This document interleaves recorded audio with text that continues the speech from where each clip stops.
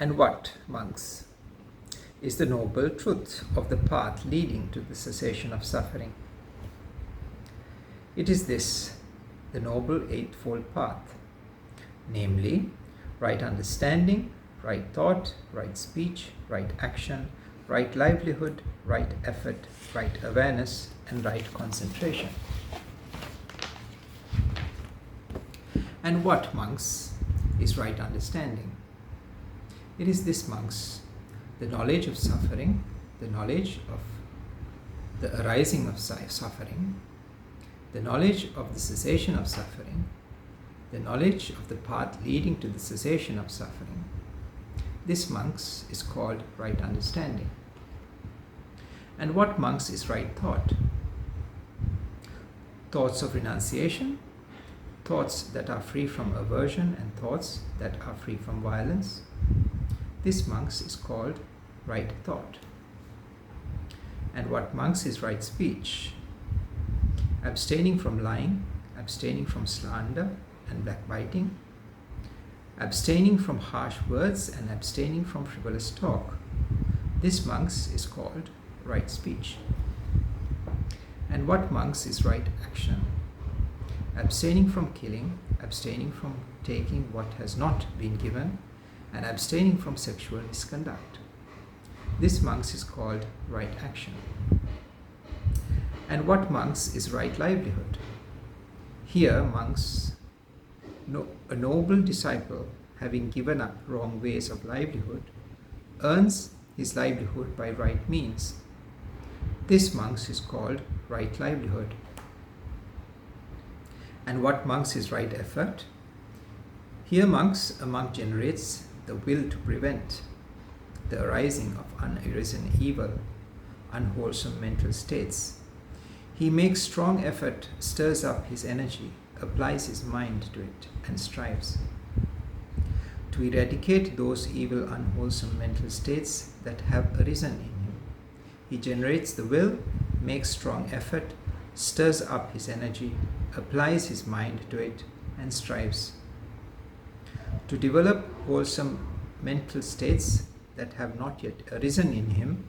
He generates will, makes strong effort, stirs up his energy, applies his mind to it, and strives to maintain wholesome mental states that have arisen in him, not to let them fade away, to multiply them and bring them to full maturity and to full development. He generates will, makes strong effort, stirs up his energy, applies his mind to it, and strives. This, monks, is called right effort. And what, monks, is right awareness? Here, monks, a monk dwells ardent with awareness and constant thorough understanding of impermanence, observing body in body, having removed craving and aversion towards the world of mind and matter. He dwells ardent with awareness and constant thorough understanding of impermanence, observing sensations in sensations, having removed craving and aversion towards the world of mind and matter. He dwells ardent with awareness and constant thorough understanding of impermanence, observing mind in mind, having removed craving and aversion towards the world of mind and matter. He dwells ardent with awareness and constant thorough understanding of impermanence, observing mental contents in mental contents, having removed craving and aversion towards the world of mind and matter. This, monks, is called right awareness. And what, monks, is right concentration?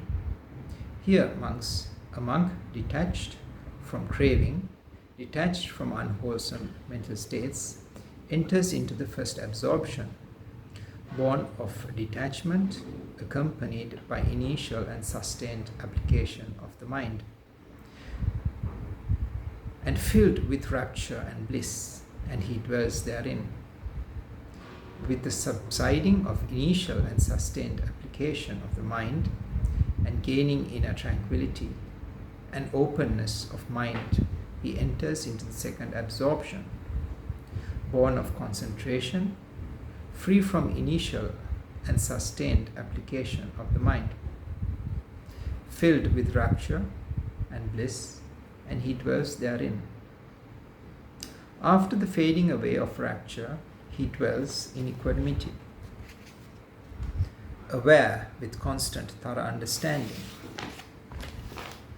of impermanence, and he experiences in his body the bliss which the noble ones say that bliss is experienced by one with equanimity and awareness.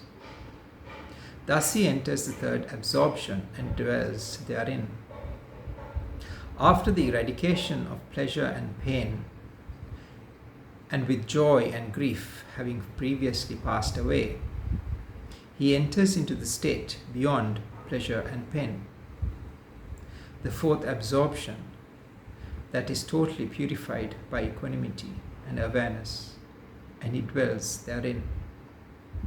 This, monks, is called right concentration.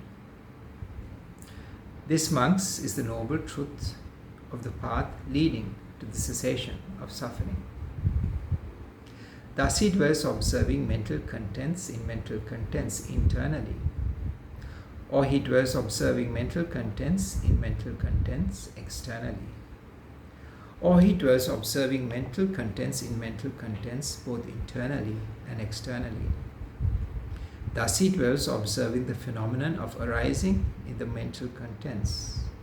Thus he dwells observing the phenomenon of passing away in the mental contents.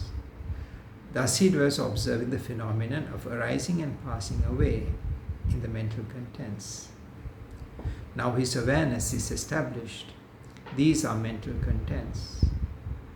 Thus he develops his awareness to such an extent that there is mere understanding along with mere awareness.